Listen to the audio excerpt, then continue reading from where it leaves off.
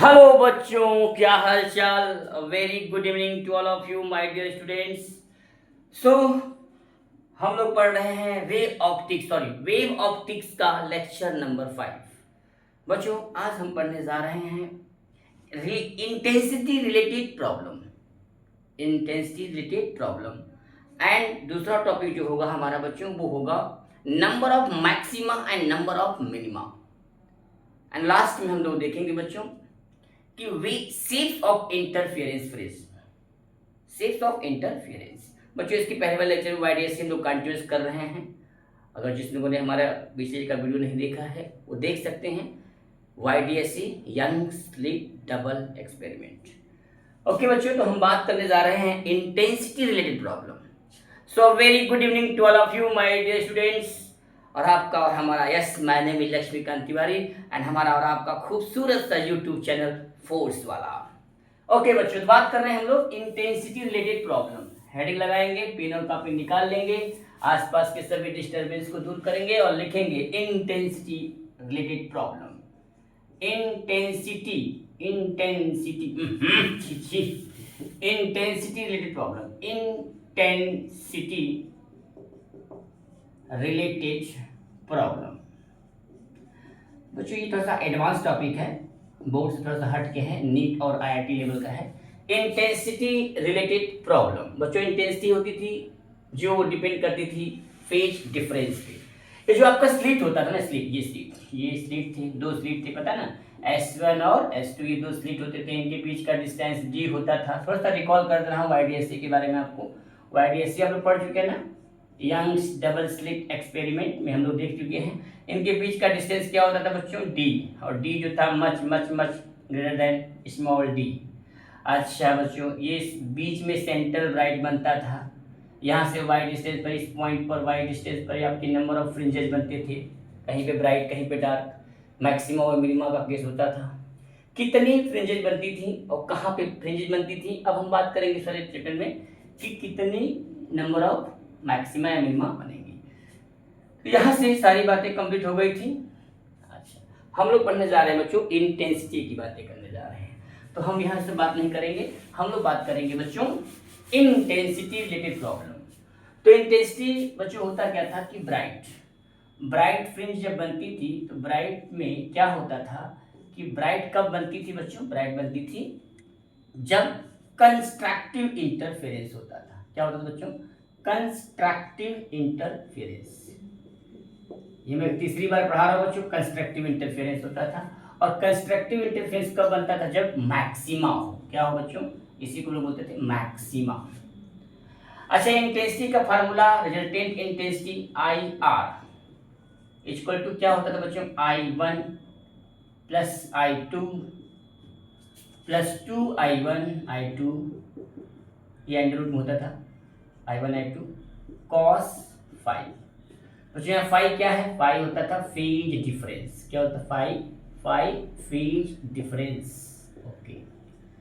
अच्छा बच्चों, जो स्लिट से जो वेव निकल रही थी, जो इंटेंसिटी स्लिट से निकल रही थी, वहां पे हमने माना कि जो S1 है S2 है, दोनों की जो इंटेंसिटी है वो I है। दोनों स्लिट से जो वेव निकल रही है उसकी इंटेंसिटी क्या है? I है। तो यहाँ पे बच्चों I के स्थान, I1 I2 के स्थान पे हम लोग I रखेंगे, मतलब I1 equal to I2 equal to I। Clear? अच्छा, यह है intensity of each wave. I क्या है यहाँ बच्चों? Intensity of each wave. तो यहाँ से बच्चों IR क्या हो जाएगा? मार्कर्स काम नहीं कर रहे हैं, मार्कर गर्मियों में सूख जा रहे हैं। अच्छा, तो IR इक्वल टू होता था बच्चों, I1 के स्थान पे I रखेंगे, मतलब I प्लस 2 I हो जाएगा, या I स्क्वायर हो जाएगा, I into I cos phi. यहाँ से 2I हो जाएगा बच्चों, ये 2I है, 2I plus 2I cos phi. बच्चों इन दोनों में से 2I कॉमन ले लेंगे, 2I क्या ले लेंगे? कॉमन ले लेंगे। 2I जब कॉमन लिया तो हो गया 1 प्लस कॉस फाई। अच्छा, अब क्या करें? ठीक है, कॉस फाई जो है बच्चों, ये हम लोग ले लेंगे half angle trigonometric ratio. Half angle का फॉर्मूला लगाएंगे यहाँ पे, तो कॉस फाई के स्थान पे 1 प्लस कॉस फाई की वैल्यू हो जाएगी 2 कॉस स्क्वायर फाई बाई 2।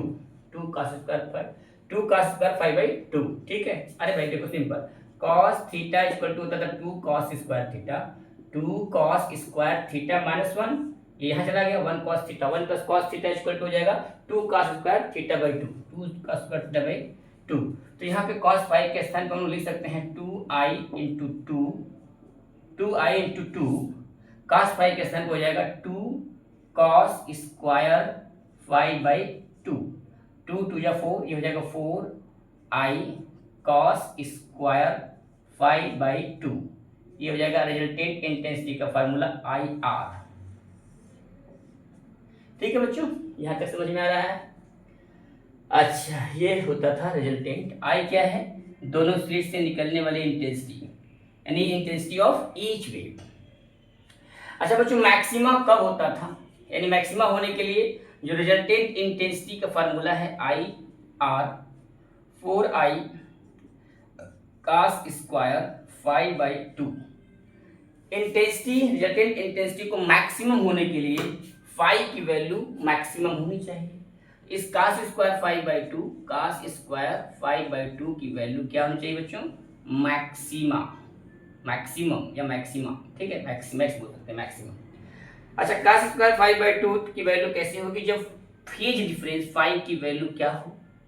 0 हो या 2 पाई हो। यहाँ 0 रखेंगे, 0, cos फाइव की वैल्यू होती है मैक्सिमम 1।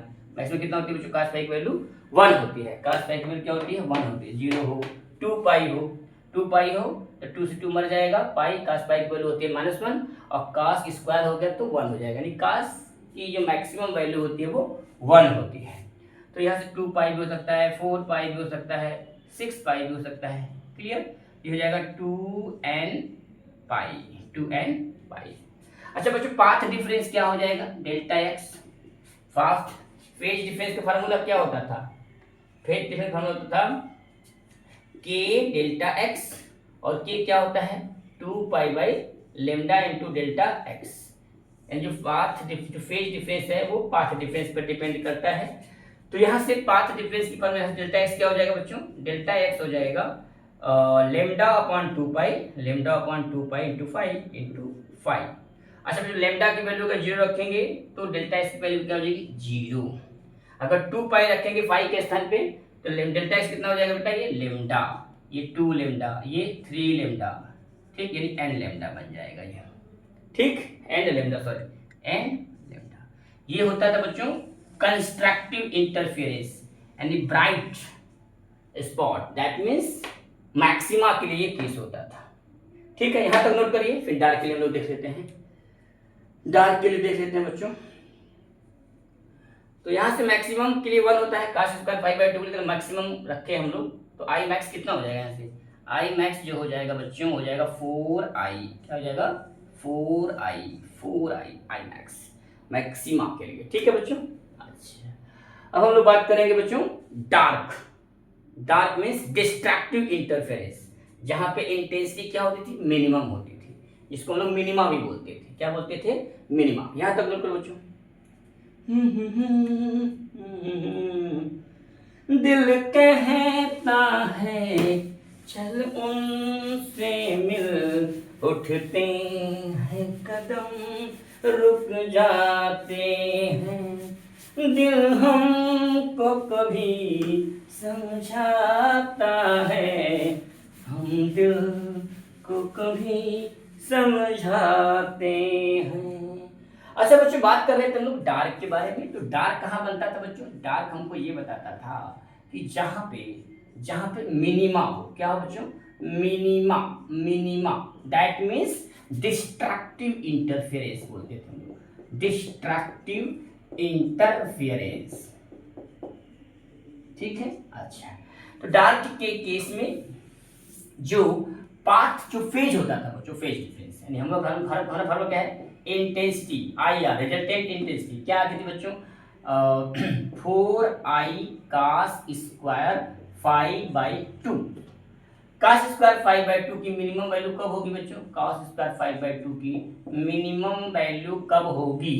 जब cos वैल्यू -1 हो। cos फाइव की वैल्यू यानी जो फेज है, इंटेंसिटी, रिजल्टेंट इंटेंसिटी किस पर डिपेंड करेगी? फेज डिफरेंस पे, और फेज डिफरेंस किस पे डिपेंड करेगा, पाथ डिफरेंस पे। तो ये दूसरे से रिलेटेड है बच्चों। तो मिनिमम कब होगी, जब cos फाई यानी फाई की जो वैल्यू हो वो हो पाई, क्या हो, पाई हो, या 3 पाई हो, या 5 पाई हो, या 7 पाई हो, यानी कि 2n-1 into pi. Similarly path difference क्या हो जाएगा बच्चों, डेल्टा एक्स, ये क्या हो जाएगा।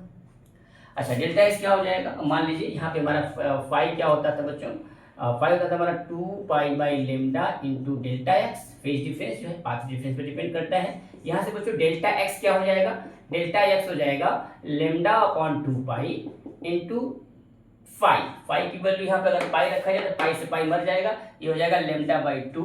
अच्छा, अगर हम लोग फाई के स्थान पे 3 पाई रखेंगे तो पाई पाई कट जाएगा, 3/2 3 lambda by 2, similarly 5 lambda by 2, similarly 7 lambda by 2। So that means 2n-1 into lambda by 2। ये होता था डार्क के केस में, किसके केस में, डार्क के केस में। तो ये है हमारा इंटेंसिटी रिलेटेड प्रॉब्लम का कॉन्सेप्ट। अब हम लोग करेंगे इस पर कुछ इंपॉर्टेंट और कुछ स्टैंडर्ड टाइप के न्यूमेरिकल्स। सो यहाँ तक आप लोग नोट कर लीजिए, यहाँ तक नोट करिए बच्चों। उसके बाद हम बात करेंगे, दूसरी हेडिंग बात करेंगे, बात है ये कि नंबर ऑफ मैक्सिमा